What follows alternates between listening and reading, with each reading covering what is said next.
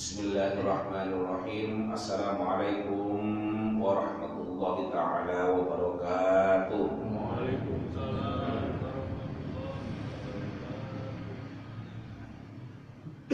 Innal hamdalillah nahmaduhu wa nasta'inu wa nastaghfiruh wa na'udzu billahi min syururi anfusina wa min sayyiati a'malina may yahdihillahu fala mudilla lahu wa may yudlil fala hadiya lahu. Asyhadu an la ilaha illallah wahdahu la syarika lahu wa asyhadu anna Muhammadan abduhu wa rasuluh. Muhammad ibnu Abdillah la nabiyya wa la rasul ba'da.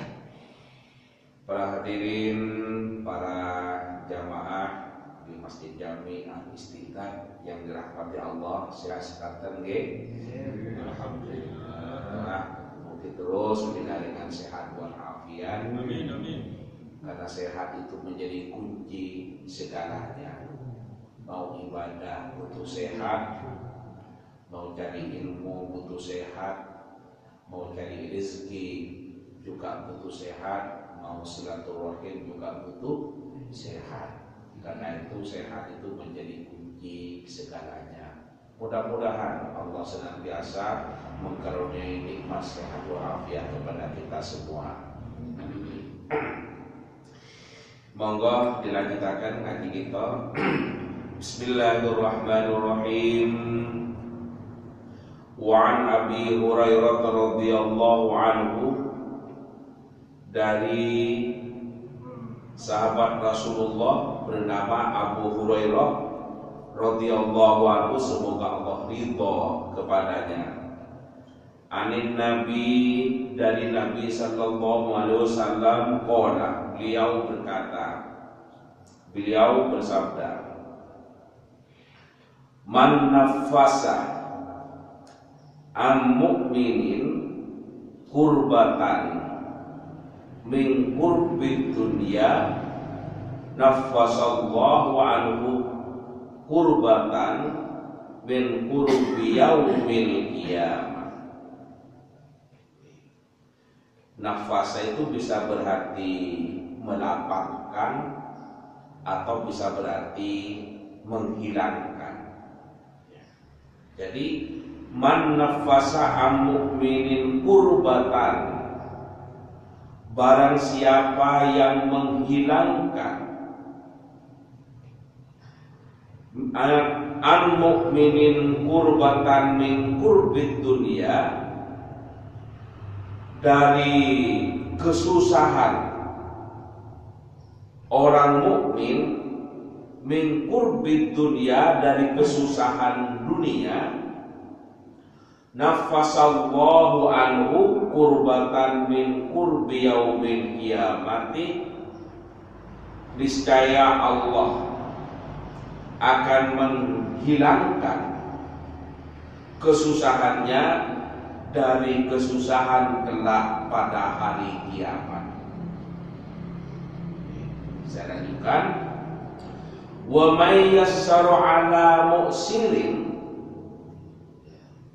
dan barang siapa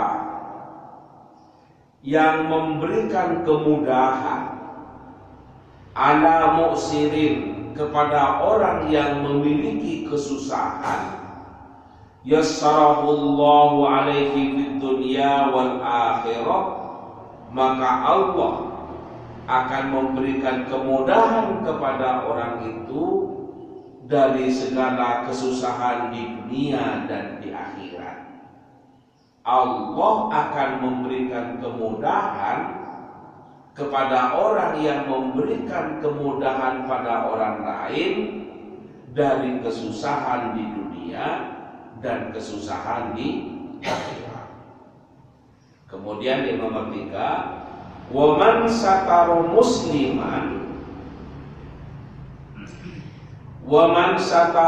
musliman satarahullahu fid dunya wal akhirah. Nah, barang siapa yang menutupi aib seorang muslim atau saudaranya yang sesama muslim itu, satarahullahu fid dunya wal akhirah, maka Allah akan menutupi aib-aibnya, aib di dunia dan aib di akhirat. Wallahu fi aunil abdi, wallahu dan Allah fi aunil abdi, senantiasa dalam pertolongan hambanya, maka abdu fi auni akhihi, selama hamba itu senantiasa menolong saudaranya. Saya ulangi, takut salah paham dari redaksi yang saya sampaikan tadi. Wallahu fi aunil abdi, dan Allah senantiasa akan menolong kepada hambanya, maka al-abdu fi auni akhihi, selama hamba itu menolong kepada saudara-saudaranya. Kemudian yang keempat, lanjutan dari hadis ini, waman salaka tariqan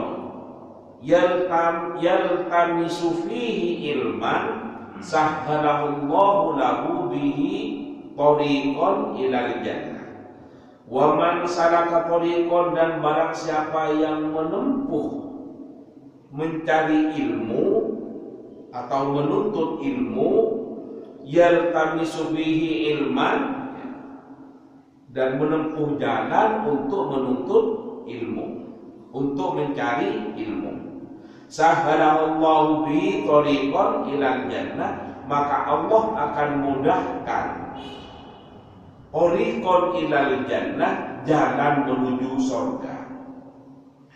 Wa majtama'a, yang kelima, wa majtama'a qaumun fi baitin min buyutillahi ta'ala yatluna kitaballah wa yatadarasuna bainahum illa nazalat alaihimus sakinah wa washiyathumur rahmah.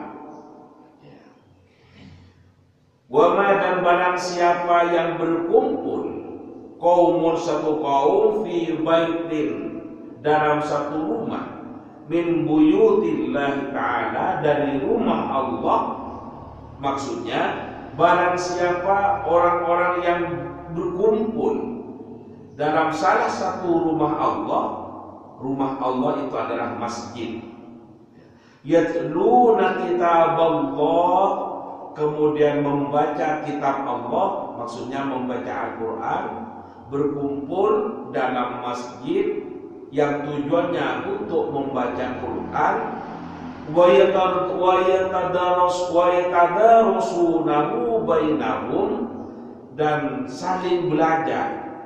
Yatadarasuna, kalau orang Barat menyebut darusan, mengkaji isinya atau saling mengoreksi darusan, bainahum, di antara mereka, illa nazalat alaihimus sakinah, maka Allah akan menurunkan ketenangan kepada orang yang berkumpul di masjid itu untuk membaca Al-Quran, mengkaji Al-Quran, wa washiyathumur rahmah, dan Allah akan meliputi rahmatnya, akan menyelimuti rahmatnya, akan memberikan rahmatnya kepada mereka yang berkumpul di masjid itu. Wa haqqathumul malaikatu wa dzakarahumullahu fi man indahu, dan akan dikelilingi oleh malaikat. Orang yang berkumpul di masjid kemudian baca Quran, malaikat itu turun, ya, turun mengelilingi. Wa dzakarakumullahu fi man indahu, dan mendoakan kepada orang yang berkumpul di masjid membaca Al-Quran itu. Wa man batta'a bihi amaluhu lam yusri bihi nasabuhu, dan barang siapa yang memperlambat amalannya, lam yusri bihi nasabuhu, maka generasi keturunannya itu, generasi maksudnya anak keturunannya, tidak akan bisa mengejar, tidak akan bisa dikejar oleh nasibnya, oleh nasabnya. Maksudnya orang yang memperlambat amalannya, namanya memperlambat ini ya, beramal yang sedikit pada masa hidupnya itu, maka kata Rasulullah, lam yusri bihi nasabuhu, anaknya itu tidak bisa untuk menutupi kekurangan amalan orang tuanya. Artinya amalan orang tuanya diterima oleh orang tuanya, amalan anaknya diterima oleh anaknya. Jadi urusan amal ibadah ada takarannya sendiri-sendiri. Karena itu maka orang tua juga tidak boleh hanya sekedar mengandalkan anak ingin selamat dari api neraka, dari siksa neraka, ya harus memperbanyak amal ibadahnya sendiri. Bapak Ibu para jamaah yang dirahmati Allah, saya sudah memberikan arti dari hadis ini. Mari kita bahas tentang kandungannya. Hadis ini Bapak Ibu adalah diriwayatkan oleh sahabat yang sangat dekat dengan Rasulullah yang bernama Abu Hurairah. Nabi itu menceritakan begini, kemudian yang disampaikan oleh Nabi itu diceritakan lagi oleh Abu Hurairah. Apa kata Rasulullah? Satu, barang siapa yang menghilangkan kesusahan orang lain, maka Allah akan menghilangkan kesusahannya nanti pada hari kiamat. Paham ya? Barang siapa yang menghilangkan kesusahan orang lain, menghapus kesusahan orang lain, maka balasan dari Allah, Allah akan menghilangkan kesusahan orang itu nanti kesusahannya di alam akhirat, nanti pada hari kiamat. Bapak Ibu hadirin sekalian yang dirahmati Allah, ini yang pertama. Di dunia ini tidak ada orang yang tidak pernah mengalami kesusahan. Sebaliknya, tidak ada yang tidak mengalami kebahagiaan. Karena isinya dunia itu memang susah dan senang. Itu dunia. Atau dalam bahasa lain, rumus dunia itu memang susah dan senang, plus dan minus, enak dan tidak enak. Kalau tanglet, no poin tertentunya ikuti aksi sedih terus mau didakin sampai mati. Bukan itu. Atau sebaliknya, apa ada yang senang terus? Tidak ada. Satu ketika kadang senang, di saat yang lain juga kadang sedih. Itu dunia. Kok begitu? Itu saya katakan tadi, itu memang rumus dunia. Kalau di akhirat, di neraka misalnya, sepanjang masa itu sedih terus. Itu adalah neraka. Nah, kalau di surga sepanjang masa itu senang terus. Itu surga. Jadi di surga itu senang terus, di neraka itu adalah sedih terus. Nah, kalau di dunia yang dua itu ada senangnya, ada sedihnya.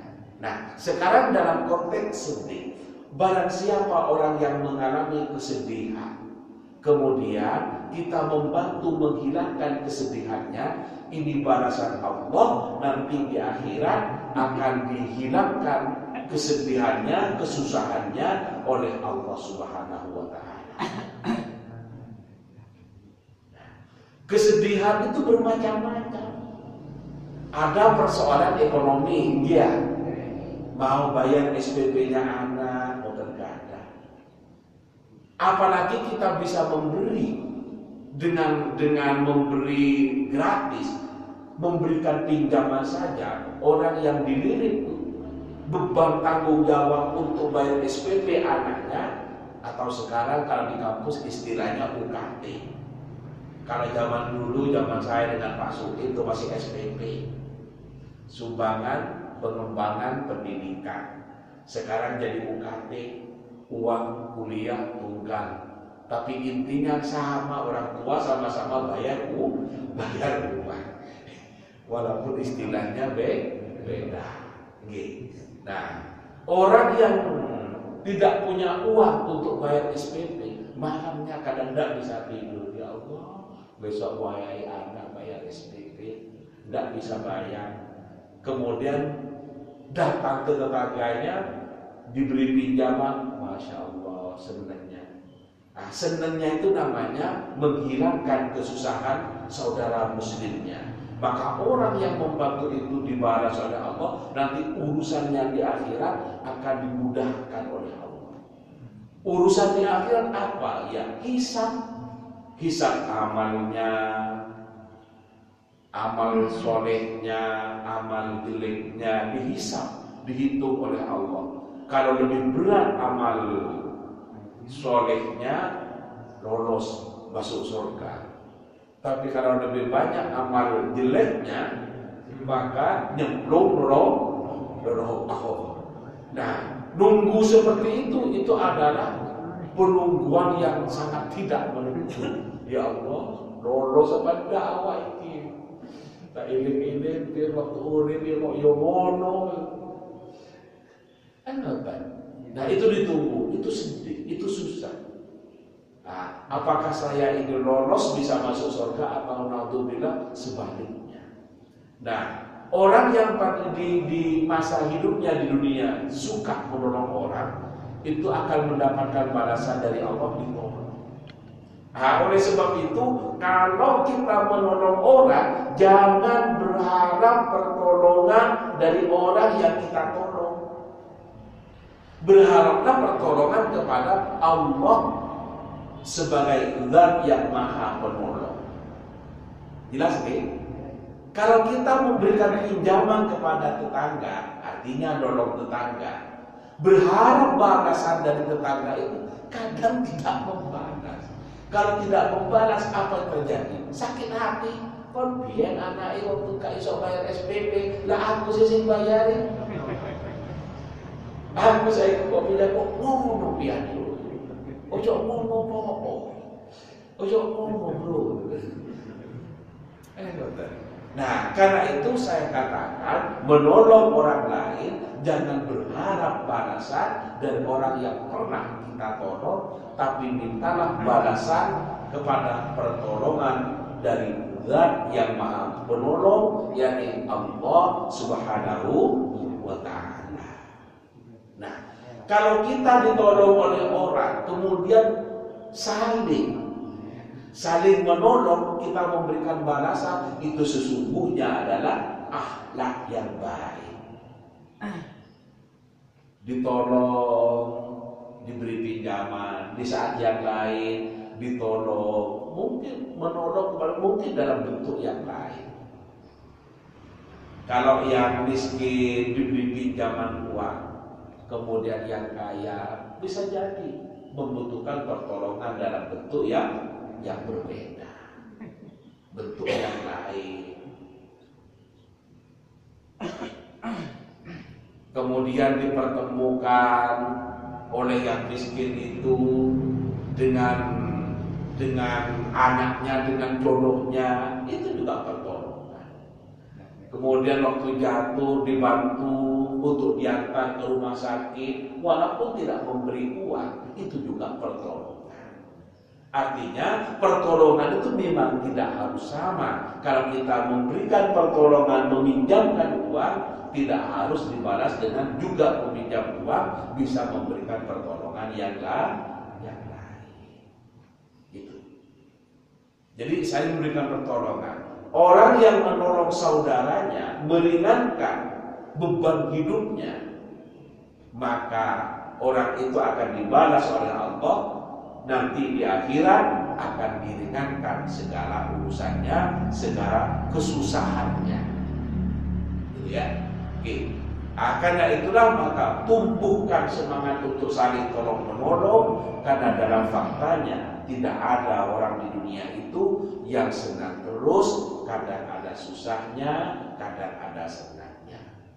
Susahnya itu macam-macam.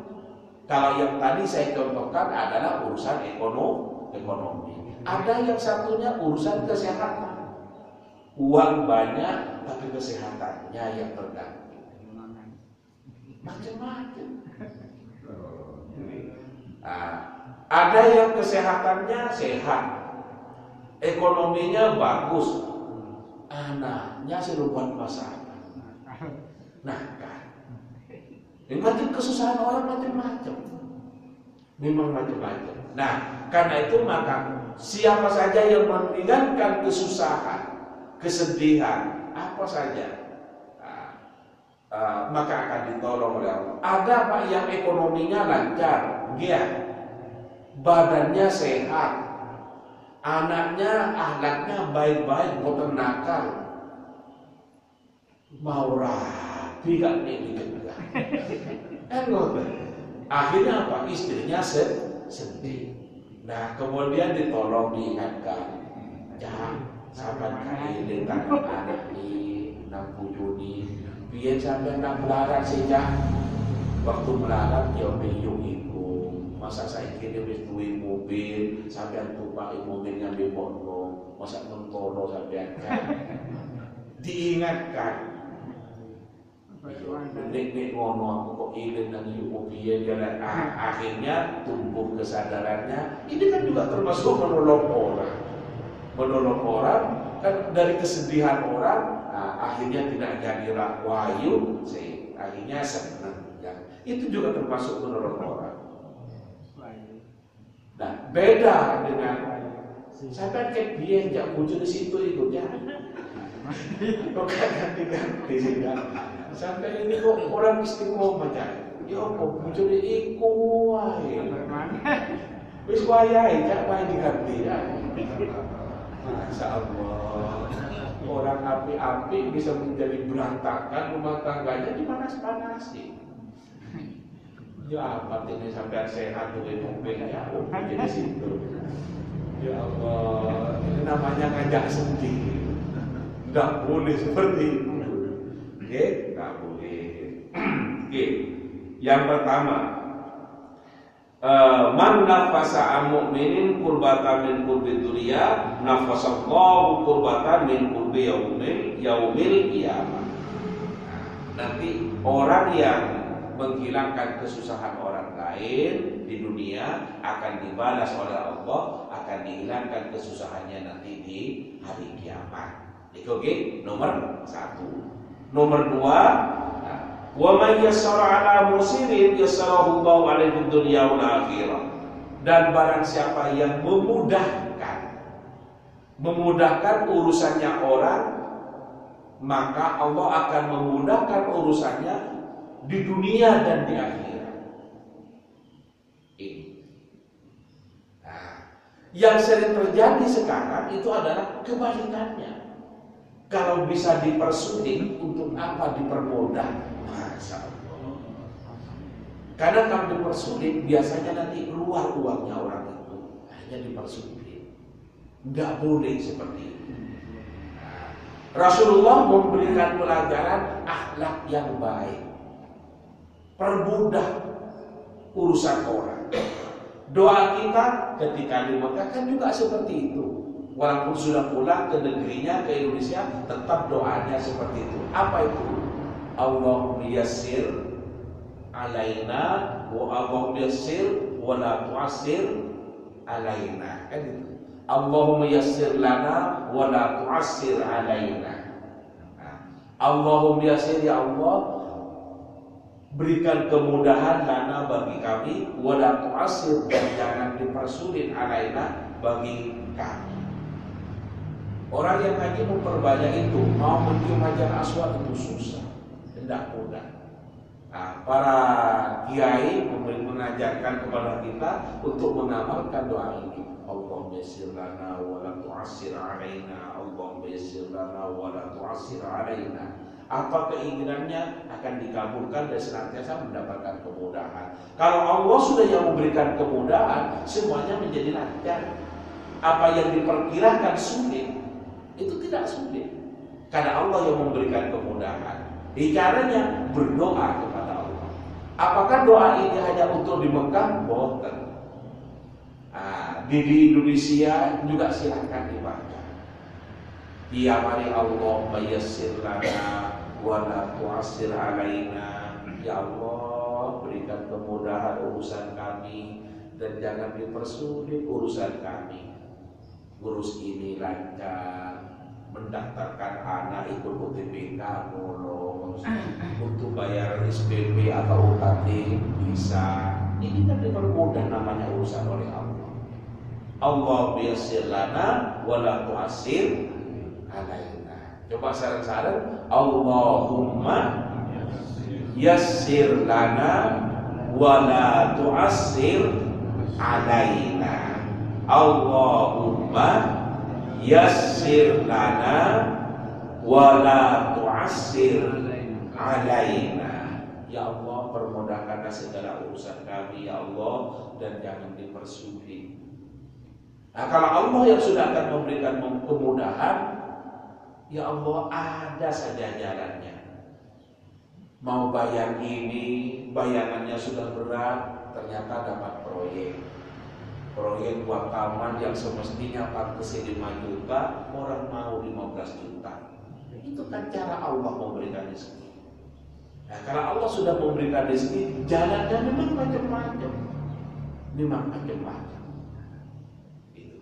Oke. Baik.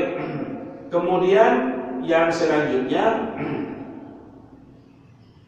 wa man satara musliman satarahullahu fid dunya wal akhirah. Yang ketiga, barang siapa yang menutupi aib saudaranya sesama muslimnya, itu aib orang lain yang gampangannya, maka Allah nanti akan menutupi aibnya di alam akhirat.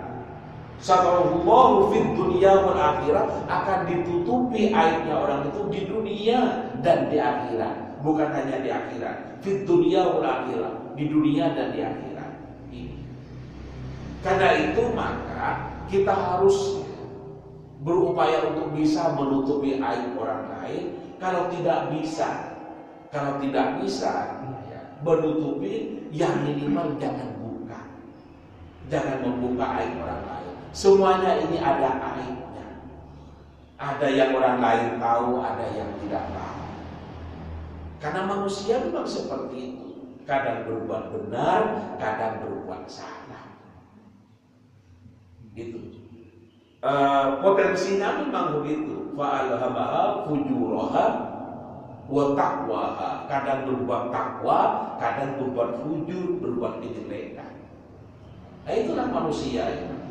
Kalau malaikat berbuat baik terus, kalau setan berbuat jelek terus. Kita ini bukan malaikat, kita ini bukan setan.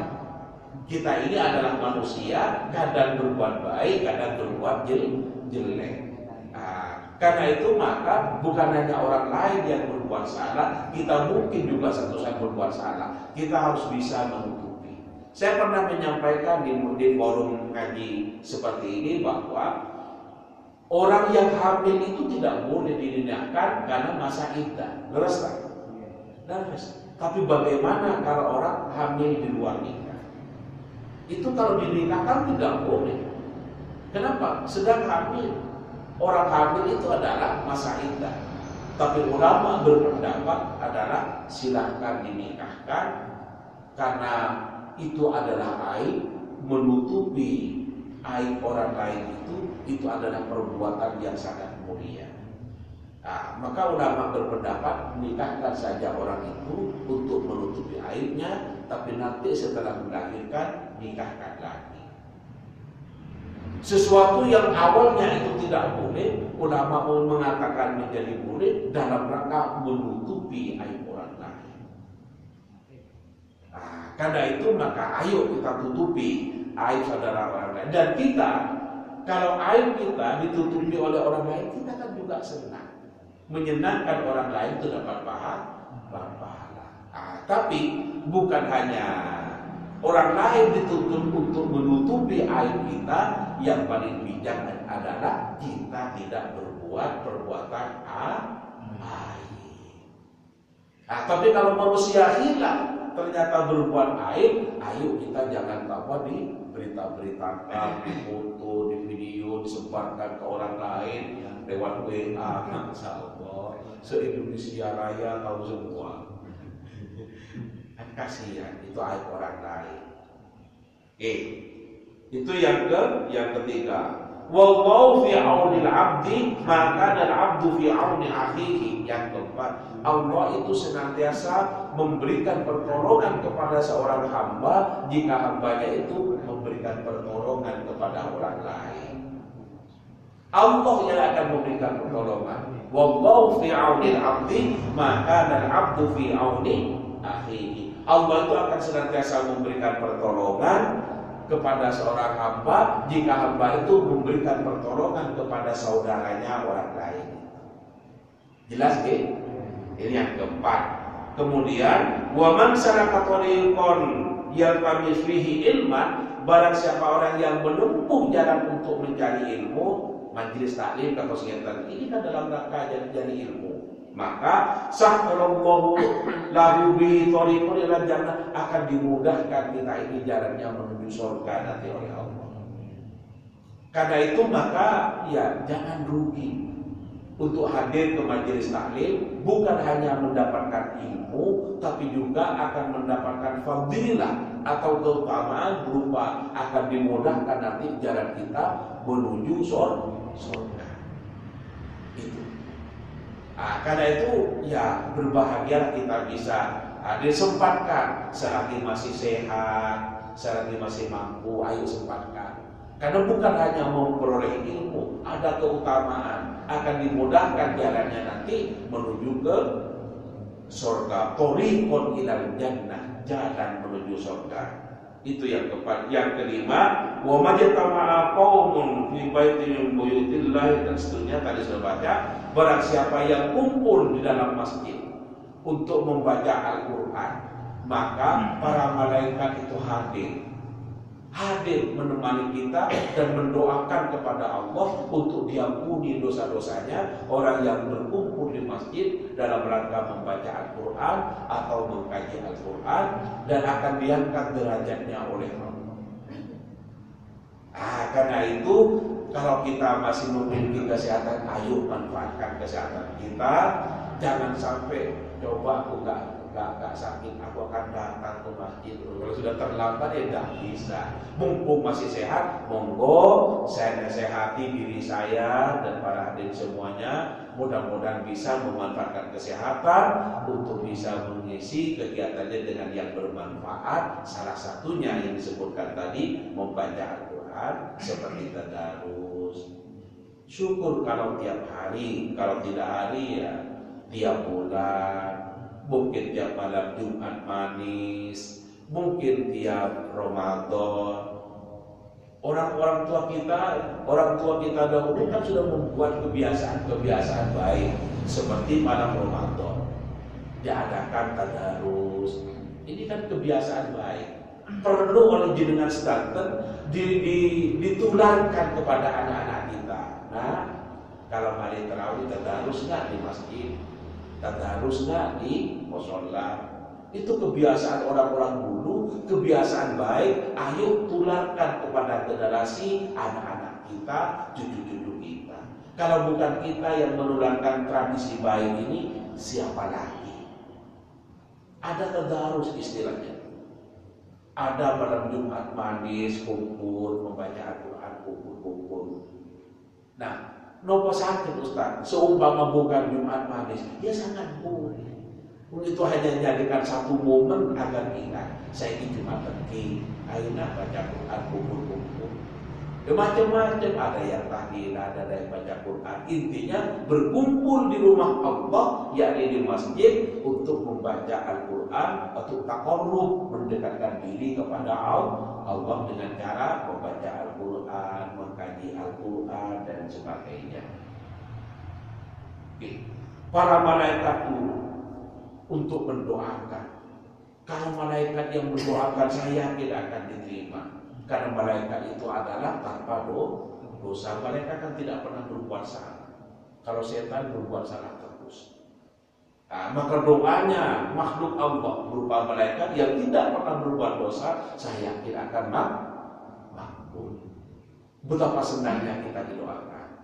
Hadirin, mudah-mudahan kita diberi kekuatan untuk bisa mengamalkan hadis yang ada ini, yang ada 6 poin ini. Hadis ini adalah sahih, diriwayatkan oleh Imam Muslim.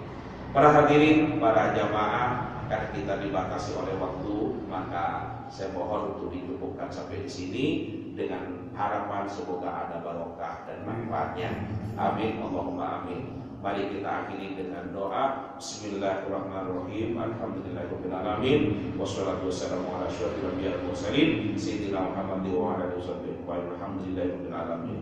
Allahumma inna nas'aluka salamatan fid din wa 'afiyatan fil jasadi wa ziyadatan fil ilmi wa barakatan fil rizqi wa tawbatan qabla al-maut wa rahmatan indal maut wa maghfiratan ba'dal maut. Allahumma alaina fi sakaratil maut wa najatan min nar wal 'afwa indal hisab.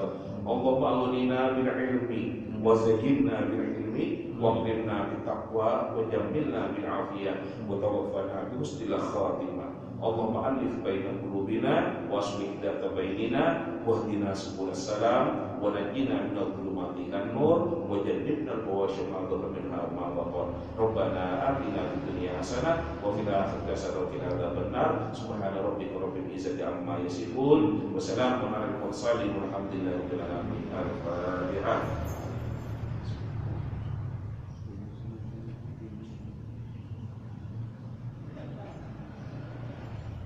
Mengatakan kita sampai pelaturakan. Assalamualaikum warahmatullahi wabarakatuh.